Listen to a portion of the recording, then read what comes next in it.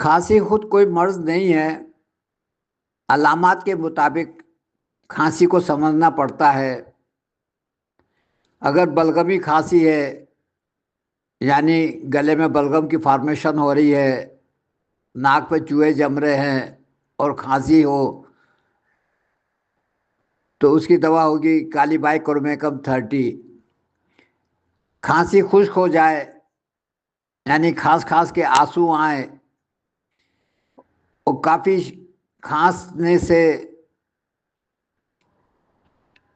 थोड़ा सा बलगम निकले, मरीज को सुकून हो जाए, तो उसकी दवा होगी पल्सटीला 30।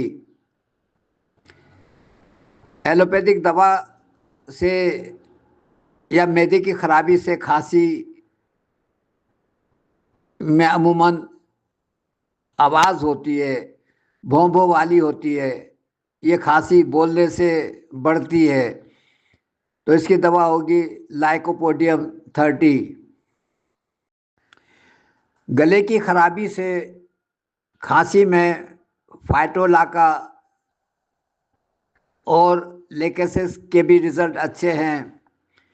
गले की खांसी की अलामत ये है कि ये लेटने से ज़्यादा होती है, तो ये दोनों मिलाकर भी दे सकते हैं, अलामत के मुताबिक अलग अलग भी दे सकते हैं। एक लेटने से खांसी और होती है, जो सोते में मरीज खांसता रहता है लेकिन खांसी से उसकी आँख नहीं खुलती, तो उसकी दवा होगी कैमोमेला 30।